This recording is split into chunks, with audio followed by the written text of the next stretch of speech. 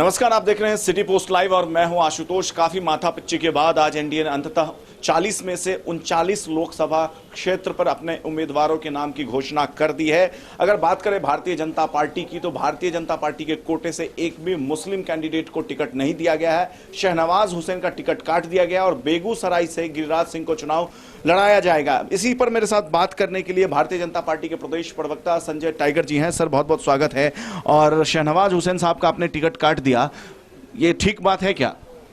नहीं, देखिए, शहनवाज हुसैन साहब भारतीय जनता पार्टी के वरिष्ठ नेता हैं, पार्टी के राष्ट्रीय प्रवक्ता हैं, पूर्व केंद्रीय मंत्री रहे हैं, पार्टी के बड़े कदावर नेता हैं, पार्टी में उनका बहुत सम्मान है।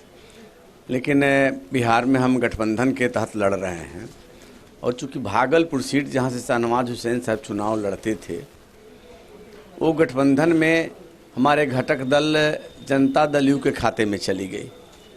भारतीय जनता पार्टी के जिम्मे जो 17 सीट थी, उस पर हमने उम्मीदवारों का चयन किया। वो चूँकि सीट जनता दल यू के जिम्मे थी, इसलिए वहाँ जनता दल यू का प्रत्याशी है।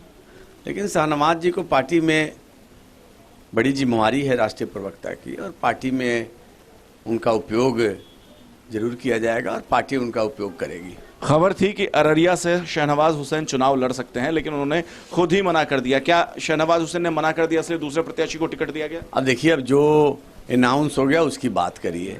अररिया से प्रदीप सिंह जी हमारे पार्टी के प्रत्याशी हैं। और किस तरीके से आगे की रणनीति होगी? अब कई ऐसे सीट हैं जहां पर नाराजगी भी अब सामने आने लगी है धीरे धीरे। नहीं, कहीं कोई नाराजगी नहीं है, स्वाभाविक है। एनडीए का टिकट यानी विक्ट्री टिकट, पार्लियामेंट जाने की गारंटी, कौन नहीं चाहेगा कि हम पार्लियामेंट जाएं? लेकिन हमारी मजबूरी है, बिहार में 40 सीटें ही हैं, एनडीए 40 उम्मीदवार ही उतार सकती है। बहुत कार्यकर्ता चाहते हैं, उनकी आकांक्षा होती है, उसमें कोई बुरी बात भी नहीं है। लेकिन सब इस हकीकत को समझते हैं कि 40 प्रत्याशियों को ही एनडीए की तरफ से मौका मिल पाएगा और सब मिलकर लड़ेंगे। नरेंद्र मोदी को प्रधानमंत्री बनाने के लिए प्रयास करेंगे और मिलकर लड़ेंगे। हम मिलजुल करके 40 की 40 सीटों को जीतने का जो हमने लक्ष्य निर्धारित किया है बिहार में, मिशन 40, उसको कामयाब बनाने में सभी कार्यकर्ता, सभी नेता लगेंगे। पूरी तरह एनडीए एकजुट है और बेहतर तालमेल और समन्वय के साथ हम चुनाव को आगे ले जाएंगे।